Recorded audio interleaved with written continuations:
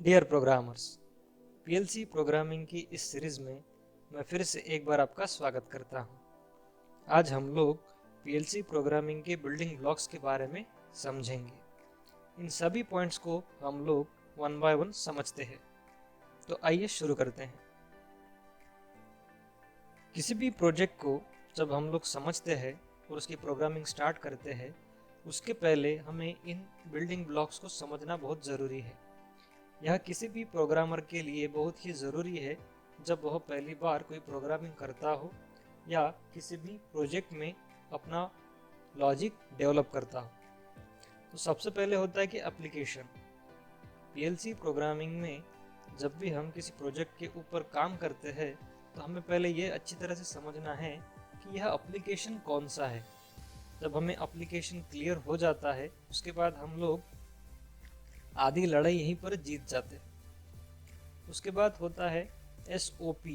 SOP को standard operation procedure भी कहते हैं। इसे दूसरी लैंग्वेज में कंट्रोल फिलॉसफी भी कहते हैं। इसका मतलब यह है कि हमारा जो भी एप्लीकेशन है, यह एप्लीकेशन किस तरह से काम करेगा, यह स्टार्ट कहाँ पे होगा, यह स्टॉप कहाँ पे होगा। तो स्टार्ट से लेके तो स्टॉप तक जितने भी सीक्वेंस है, जितने भी ऑपरेशन है, इसका डॉक्यूमेंटेशन, उसी को हम लोग कहते हैं कंट्रोल फिलॉसफी या स्टैंडर्ड ऑपरेशन प्रोसीजर। जैसे कि मैंने पहले भी एक्सप्लेन किया है कि पीएलसी प्रोग्रामिंग में जो बेसिक है वह सीक्वेंस कंट्रोल का ही है। तो कोई भी एप्लीकेशन का एक सीक्वेंस होता है, उस सीक्वेंस का डॉक्यूमेंटेशन जब हम लोग करते हैं तो उसे कंट्रोल फिलॉसफी या स्टैंडर्ड ऑपरेटिंग प्रोसीजर कहते हैं। यह डॉक्यूमेंटेशन हमें हमारे लॉजिक के लिए बहुत ही महत्वपूर्ण होता है, जिससे हम सीक्वेंस बाय सीक्वेंस हमारे लैडर लॉजिक को डेवलप करते हैं। यह कस्टमर हमें प्रोवाइड करता है या कस्टमर के साथ डिस्कस करने के बाद हमें एक डॉक्यूमेंटेशन तैयार करना होता है। उसके बाद आता है input and output. Her application में कुछ इनपुट्स होते हैं और कुछ आउटपुट्स होते हैं। जो भी इनपुट्स हमें मिलेंगे और उससे हम जितने भी आउटपुट्स ऑन करेंगे, इसका हम लोग उसके बाद एक मैपिंग करते हैं। यह आईओ मैपिंग हम प्रोग्राम में भी समझेंगे। आईओ मैपिंग का सिंपल मतलब ये होता है कि इनपुट्स को हम एक बिट्स असाइन करते हैं, सिमिलरली आउटपुट्स को हम बिट्स असाइन करते हैं। यानी कि हम प्रोग्राम में इनपुट्स को किसी और बिट्स के साथ मैप कर लेते हैं और वो मैप किए हुए बिट्स हम लोग पूरे प्रोग्राम में इस्तेमाल करते हैं, और सेम हम लोग आउटपुट के साथ भी करते हैं। इसके बाद आता है एक्चुअल प्रोग्रामिंग का पार्ट, जहां हमें स्टैंडर्ड ऑपरेशन प्रोसीजर क्लियर हो गया, जहां हमारी इनपुट आउटपुट की लिस्ट बन गई और जहां पर हमारे मैपिंग कंप्लीट हो गई।